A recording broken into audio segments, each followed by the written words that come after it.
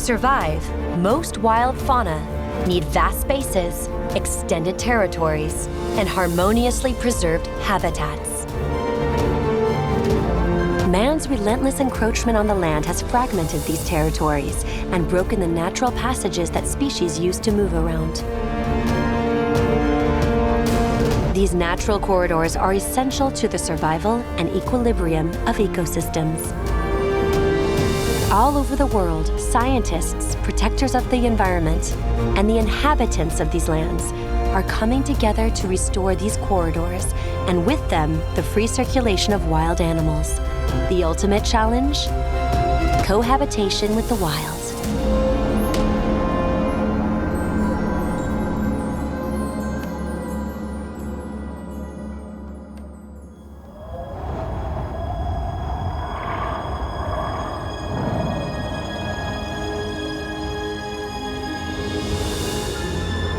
Here in Nepal, beneath the snows of Everest, in the plains where the rivers and silt flow down from the Himalayas, the soil is fertile, attracting humans as well as wild animals.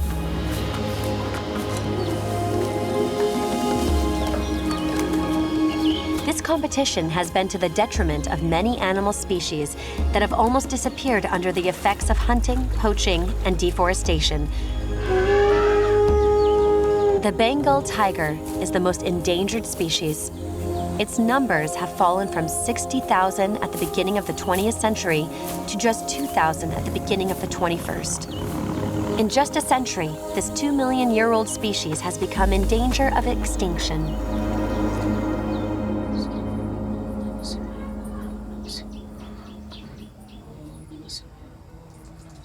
Assisted by others, one woman has acted to try and save this Asian king, and so write a fresh page in a new jungle book. 24 years ago, the Nepalese state and the Nepalese WWF entrusted Maya Yogi with the creation of a wilderness corridor to achieve its rehabilitation, a thankless task that has even led to threats against her life. It was very hard to convince the villagers. I cried many tears. Some said that I was a rescuer of tigers, rhinos, and elephants, that I should be beaten, I should be killed. I slept in the jungle for 4 or 5 days because we'd had a fight with some hunters. We hid because there was a price on our heads of 50,000 rupees. I called my husband to say, I'm not doing this anymore. And then I fought them without getting angry.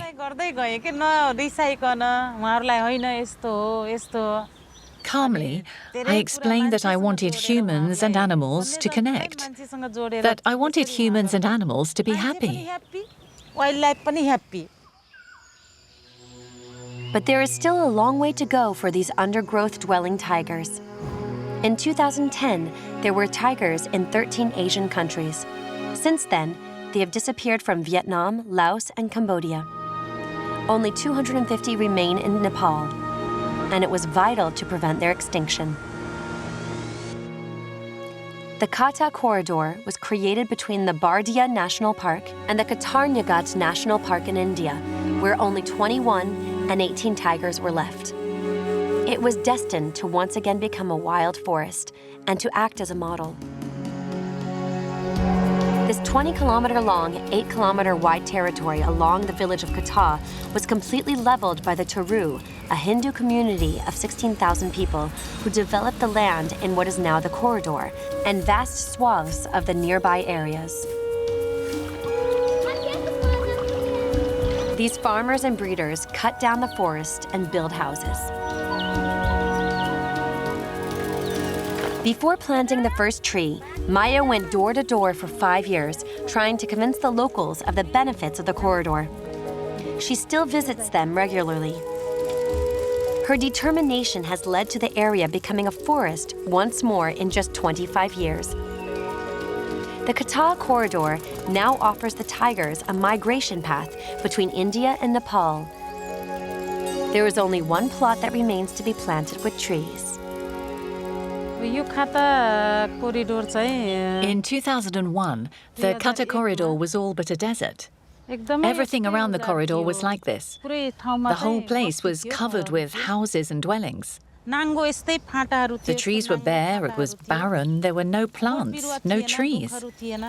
I nurtured the Khata corridor as if it were my own child.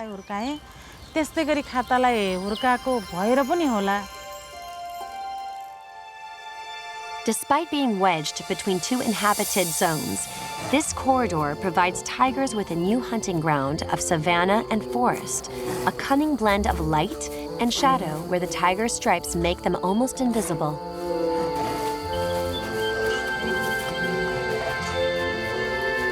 Tigers need between 20 and 80 square kilometers, depending on how much prey is available.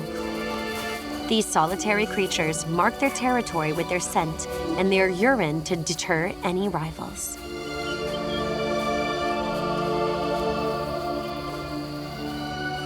These big cats can reach up to 3 meters in length and are naturally very fearful.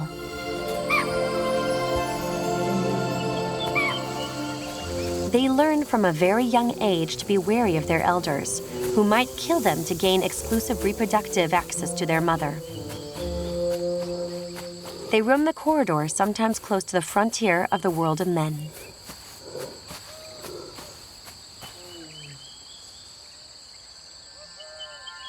None of these trees were here 25 years ago.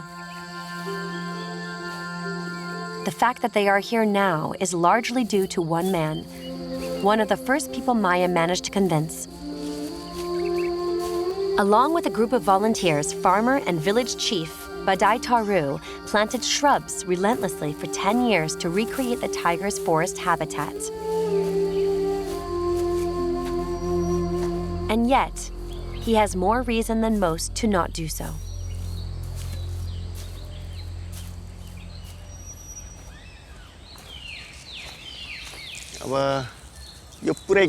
This whole area was covered with grass. Just grass, no trees. I came to manage the area as I'm chief of the village. There were between 150 to 200 villagers cutting the grass. I was walking slowly. And then suddenly, the tiger attacked. So I called for help while the tiger was attacking, and I hit the tiger. But everyone ran away. Only 15 or 16 men came to my rescue. They saved me, and I'm still alive. There was a lot of blood pouring from my eyes. My body was starting to get dry. When I went to the hospital to be treated, they took care of my eyes. But unfortunately lost an eye. I thought, what did I do wrong? Why did the tiger attack me? I want tigers to be protected, and I've suffered a misfortune.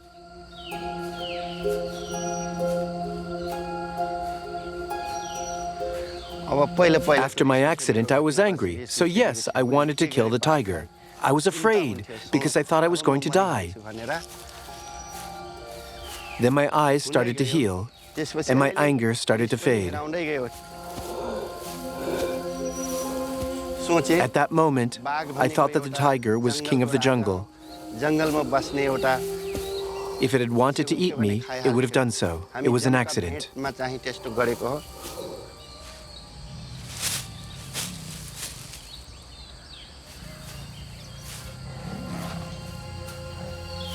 The truth is, this is the tiger's home,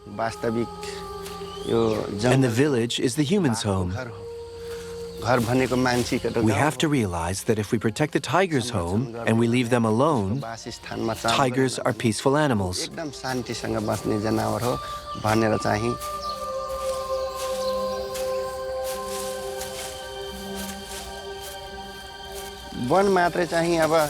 A forest without animals is worth nothing. Animals are like beautiful jewels.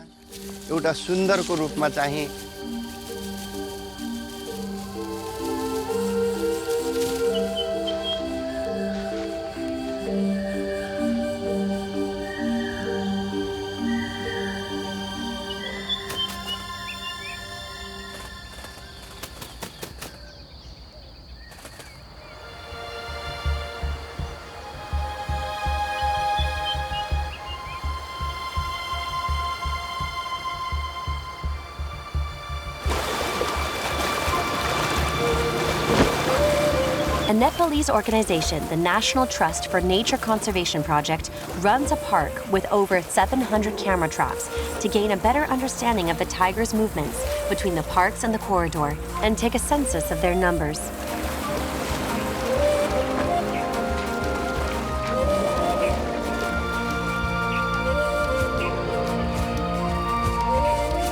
The agents place them in even the most delicate and potentially dangerous places in the dense forest. They enter these high-risk areas on elephant back to avoid any close encounters with tigers.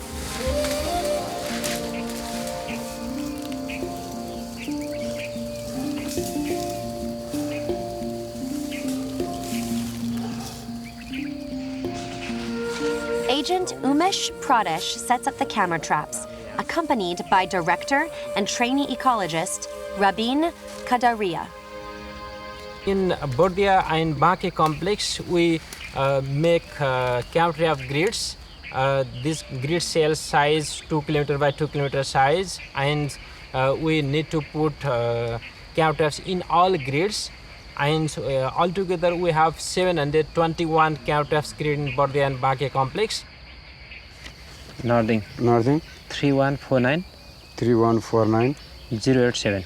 We also put 2 camera traps in one point because we need to identify individual tigers. We need both sides photographs and compare the photograph of tigers, and we count the number. Will our camera cover everything? I'm just adjusting it.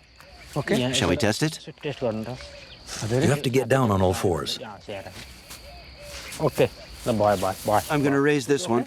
You check the camera. I'll turn the computer on.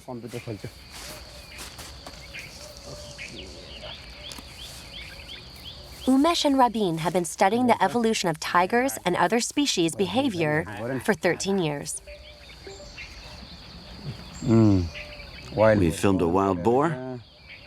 Oh, goida, rhino. This is rhinoceros. Yeah. And there are also the jackal and chital, spotted deer. It gives the information mostly about how many species we had, how many tiger move this area, and even there is a human presence or not. Oh, Umesh, there is a tiger. Oh, shall we see which one it is? It's him. That one? We have his profile. Your profile. I'm just comparing the photos. This is the same as the one up here. And this one? That's the male that comes here regularly. Is it a male? Yes, it's a male. Both it looks same. Yeah. Type similar things, and this one and this one. This is not recorded in the Bordia National Park. That means it comes by the India. From this we can say, oh, this is the nearby the border. There are many evidence of movement of the tiger, movement of the rhino, and movement of the elephant. And initially we didn't have, the elephant. Now we have around 120 elephants in the Nepal.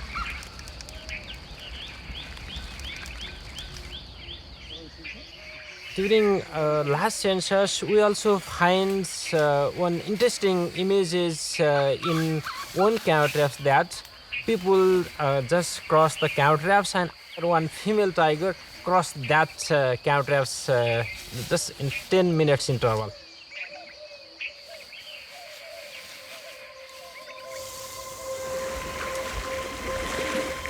These brushes with death often take place by the rivers that act as genuine borders between the corridor's forest and the nearby villages.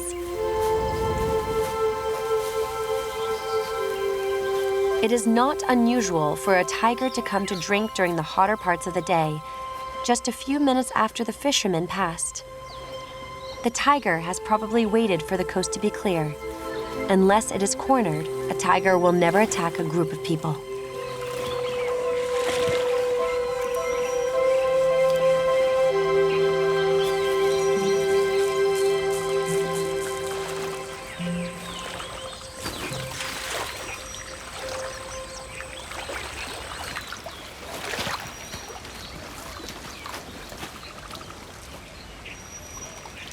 Daytime is not the best time to hunt.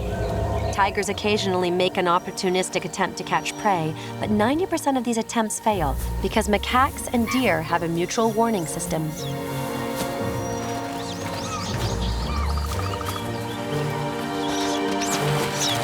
There are too many eyes looking out for the predator's approach.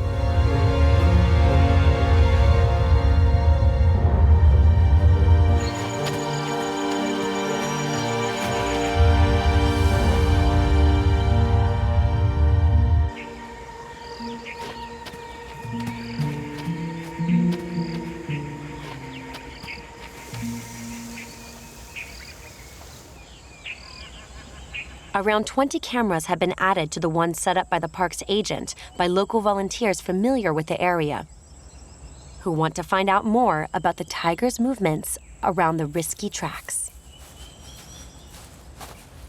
Farmer Chabi Magar takes part in the surveillance operation, which is crucial to the success of man's cohabitation with wildlife. You used to occasionally see leopards and wild boar.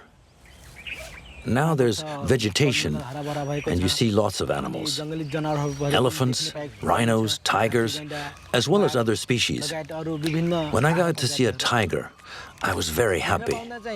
But I was also frightened when I saw it. Joy and fear at the same time. This is an animal that is becoming rare throughout the whole world. We're very proud of having tigers here in Nepal.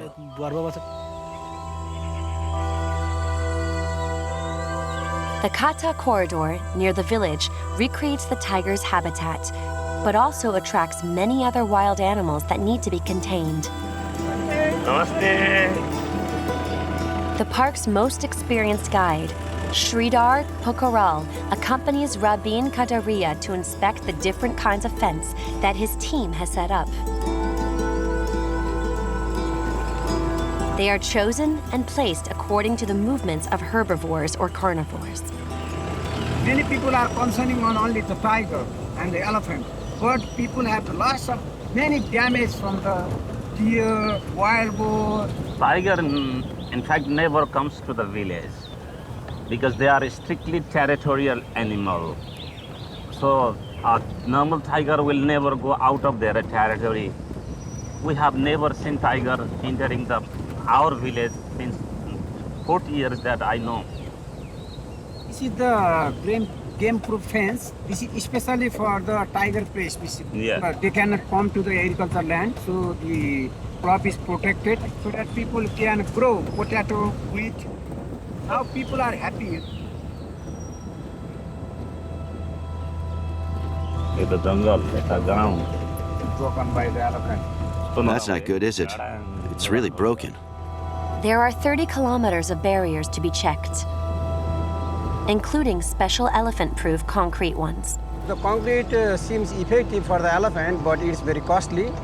That means it does not disturb the elephant movement. It only disturbs for the elephant to enter into the village. Into the village. The layout of the corridor and the park is highly important. Nature has not been able to find the equilibrium to survive by itself after decades of damaging human activity. Park employees burn some undergrowth so that the bush does not become too dense for deer and other creatures to get through.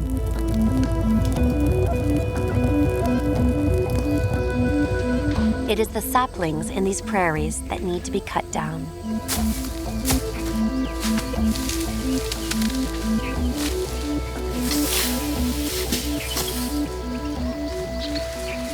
If we don't do anything, this grassland converted into the bushland, and after 20 years, it becomes the forest. Grassland is very important for the prey. So if this grassland management is not done, the prey species like rhino, deer, who is grazing, this have a big problem and they will go to the village and that will bring the conflict as well. If we protect this grassland, there might be more prey population, then that's support for the increasing tiger population. Another aspect of managing the park is these patrols of guards on elephant back on the lookout for poachers attracted by the increase in prey.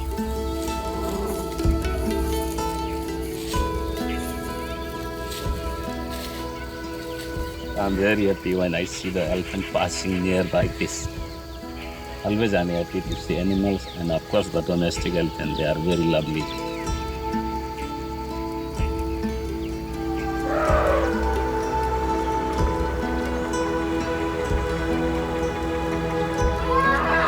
To avoid too great a concentration of prey on the riverbanks and increased competition over territory between tigers, Bardia National Park has created artificial ponds far from the watercourses, using pumps to extract water from underground wells. This provides the big cats with distinct territories well supplied with prey. Stuart Chapman, a world tiger specialist and expert with WWF Nepal, does a tour of inspection every year. It brings water into a place that seasonally would normally dry out. And that enables many different prey species for tigers to be here all year round. Tigers are an indicator of a healthy ecosystem in the same way that the presence of wolves or the presence of lions in an ecosystem say everything is there. If you remove the top predator, there's a whole cascade of things that go wrong very shortly after, from an abundance of certain grass-eating species to an explosion of small carnivores. So there has to be a world with tigers. Stuart Chapman believes that what is happening in Nepal can really act as a model for the 9 other countries where tigers still survive. The project is to link the country's 14 tiger zones with corridors like the one at Khata. There are these dark green marks on the map which represent the 14 protected areas for tigers. You know, a tiger born on the far east of the Terai landscape, which is 850 kilometers long, could in theory walk all the way through this landscape or cross the border between India and Nepal. And they don't hit roads, or they don't hit dams, or they don't hit mines. Tigers require conservation in order to survive. And the reason for that is that they have a high price tag around their neck. They're valued for their teeth, their claws, their skin, their bones, even their meat. It's important to give hope and to give nature a second chance for tigers. These large, connected, transboundary landscapes are the future.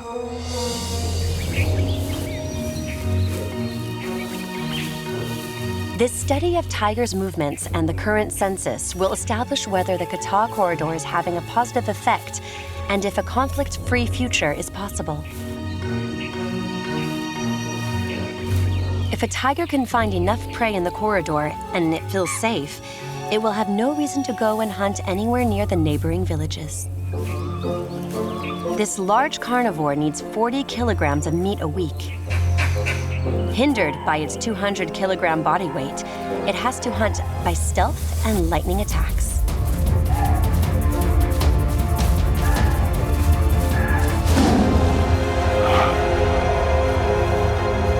Its powerful jaws can exert 400 kilograms of pressure per square centimeter, leaving any prey it manages to catch no chance of survival. It is the only big cat that eats meat which is starting to decompose. It drags its prey into the bushes, then covers it with leaves to hide it from other predators.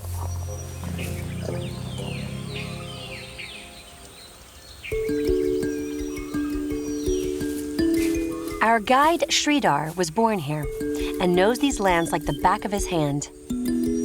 He has accumulated over 2,300 tiger encounters in 20 years. His observations are very useful for the agents who manage the corridor. We can see this is a tiger mark for the tree.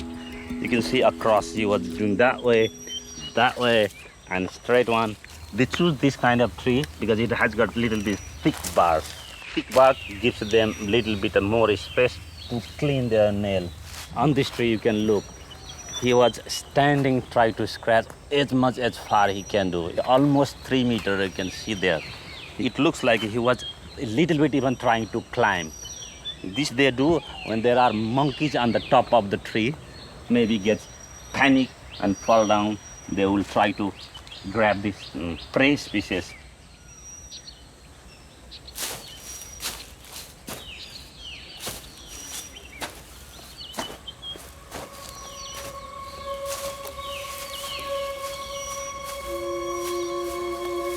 The tiger marks its territory with its urine when it has smelled Sridhar. The guide, who favors a stick as his weapon, is on his guard because he has been surprised before many times.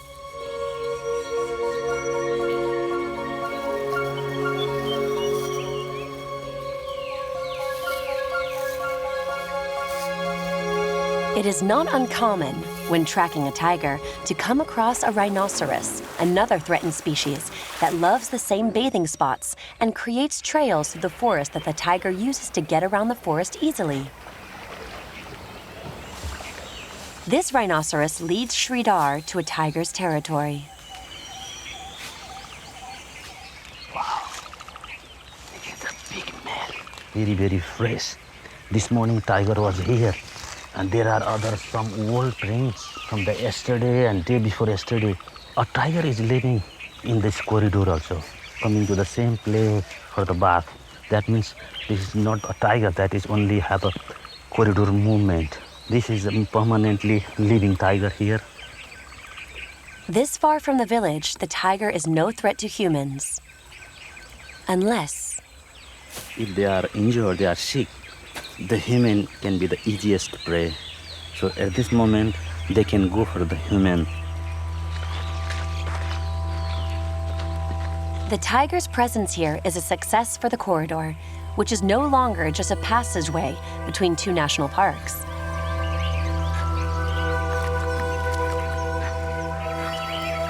Was this tiger chased from the park by competing males, or has it just found the water, prey, and sheltering plants it needs here?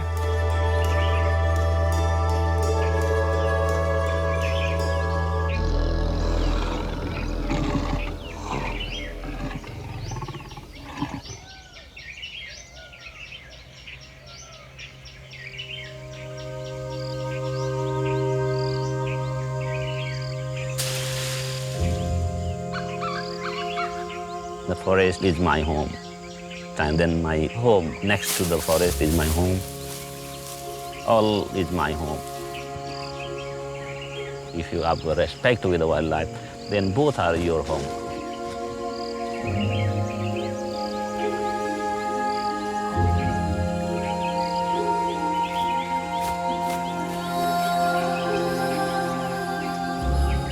It's a beautiful forest. Since childhood, I was running in this forest and climbing trees. The forest is always very much inside me. I like to go on with this forest.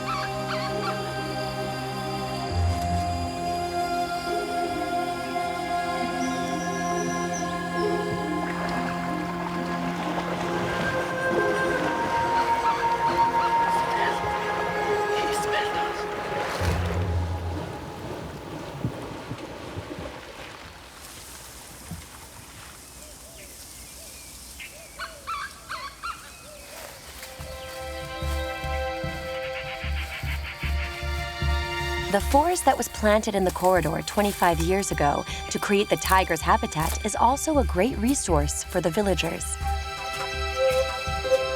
They are allowed to go there 3 times a year to collect dead wood, fallen branches that they can use as fuel for their cooking fires. They also collect ornamental leaves for wedding celebrations.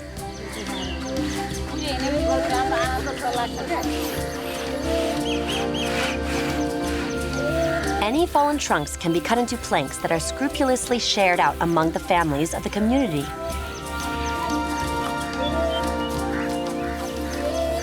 The forest, replete with edible plants, is as munificent for the tigers as for the taru.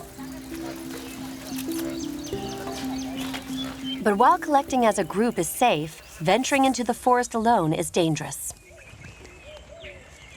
Look, this is thorny bush. This kind of bush is giving very nice environment, cool and cooler system. And this kind of environment is very much loved by the tiger. He just really sleeps on this kind of environment. The local people, they love this fern. They come to the forest to collect. You can eat it. This is very tasty, and the problem is if the tiger is hiding behind this You can grab any time. That's how many times the accident has been happened. I really suggest people not to do these kind of things. The forest in the corridor has stirred Sridhar's childhood memories. This conservation project has bring huge changes. This is, myself, I cannot believe how big differences, how big changes it has brought. I can show you, there is my house just across this river. And when I was young, I used to swim on this river and play soccer in this field. You cannot believe this is a football field. With the conservation, it has changed a lot. You can hardly walk nowadays. The tigers have driven reforestation and regulated the herbivore populations. But they have also given the taru a new sense of pride in protecting this endangered heritage, attracted visitors, and helped shine a new light on the taru culture in the eyes of the citizens of this and other countries. Guest houses have appeared in many villages to welcome these numerous visitors. Wildlife is in the spotlight in all the corridor's villages. Nature is sacred in Nepal, where even all the banknotes feature images of wild animals rather than notable men, women, and monuments as in other countries. But the images captured by Chabi's camera traps reveals that tourists are not the only ones attracted to the corridor by tigers. He studies the images with Maya, Sridhar, and Badai.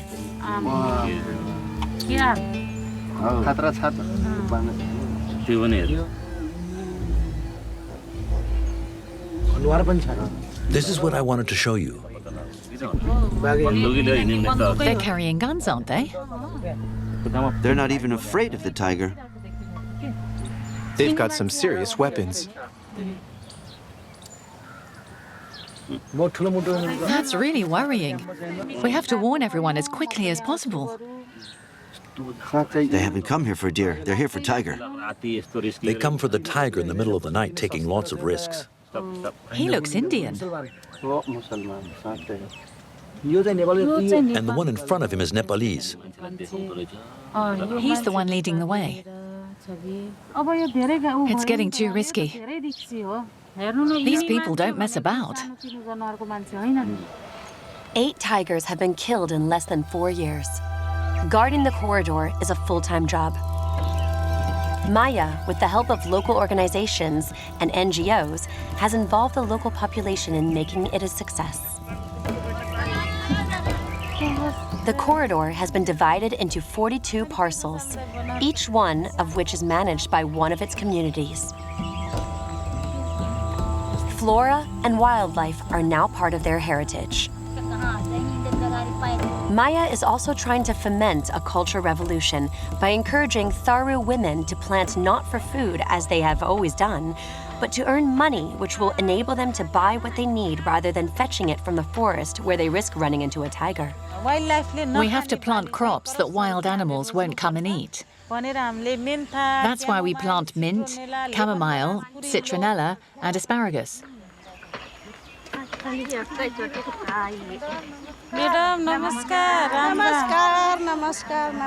How are you?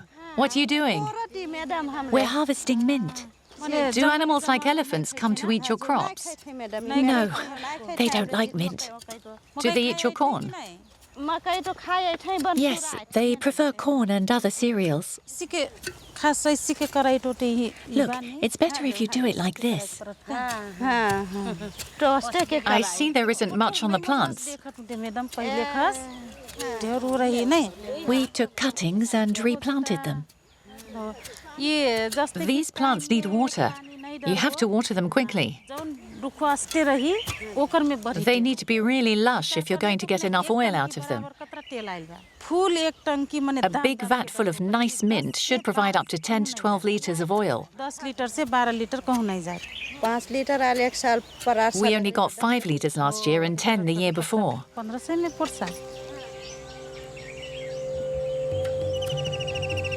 Maya feels it is essential for all the women to have to work to ensure a good cohabitation with the tigers. If people can't find work, they go into the forest, which would lead to new conflicts. All tiger attacks happen in the forest on their territory. This cohabitation between humans and animals is not easy for farmers. Some crops attract deer, but also elephants, which are far more numerous since the corridor was established. They are extremely fond of rice, and once they have caught the scent of the place where the year's reserves are stocked, nothing is safe. This happens 2 or 3 times a year.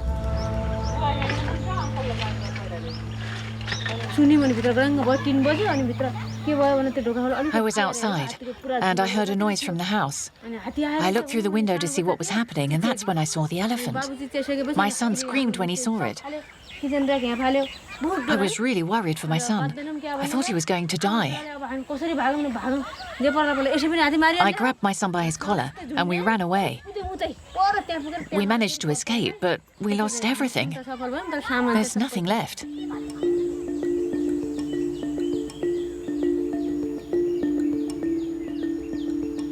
I'm sad. It's true that we have to save animals, but we also have to keep them away because our lives are in danger. Luckily, the solidarity between villagers means families are not left destitute. Elephants are not the only troublemakers. The presence of leopards mean that livestock is now brought in at nightfall. Leopards are afraid of tigers, who chase them from their territory, which causes them to prowl the villages. The villagers have built fences and changed the way they work to reconcile the habits of animals and men.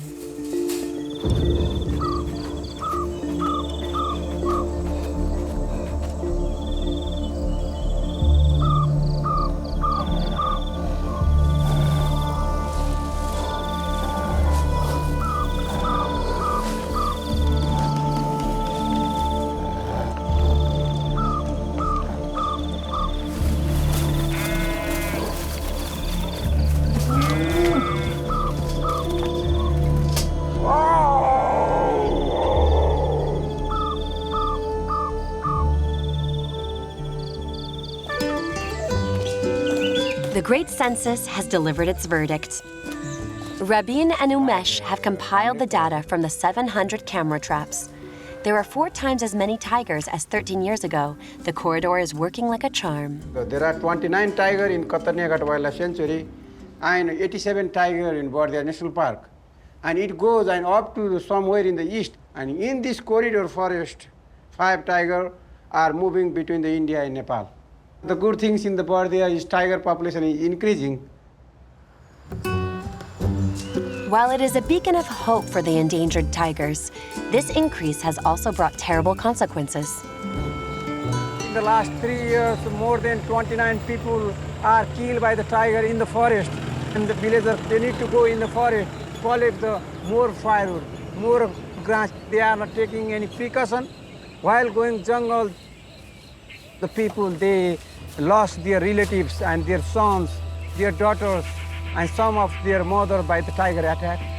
But we are working with the people for changing their behavior, The park's agents are educating the villagers day by day, but changing people's habits take time. The tiger cannot change behavior. Accepting that wildlife deserves to keep a place on Earth means accepting we have to change our behavior. The corridor is fulfilling its mission. The 5 tigers who used it have found new mates, helping the genetic flow that ensures the survival of the species.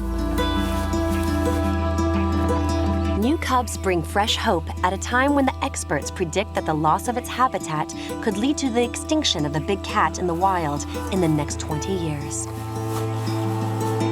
A female will raise its 2, 3, or 4 young alone, constantly moving them from one lair to the next to protect them from predators while she hunts.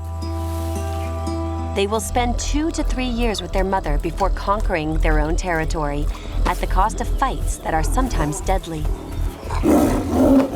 Well, here we are.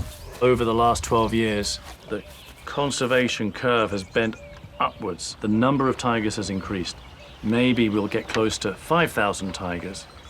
Although the tiger numbers have gone up, the places where they live has shrunk over a 20-year period, shrunk by 18–19%. So what we're seeing is the tigers are concentrated in a smaller area. And for the future of tiger conservation, we need to ensure that tigers reoccupy the area that they have lost. The tiger is an incredibly adaptable species. It's found in the high mountain of Bhutan, over 4,000 meters, into the tropical forests of Southeast Asia, and into the frozen forests of the Russian Far East. The question is will it have enough space in a climate-changing world? The Taru have decided that it will. They have an ancient spiritual connection to the natural world that drives them to preserve the wildlife around them. Conflicts between humans and animals are first dealt with through prayer and ritual. The Taru hold a ceremony every year, Nikashi Puja, which is meant to protect wild animals. The animist and Hindu Taru are forest people with an eternal link to their environment.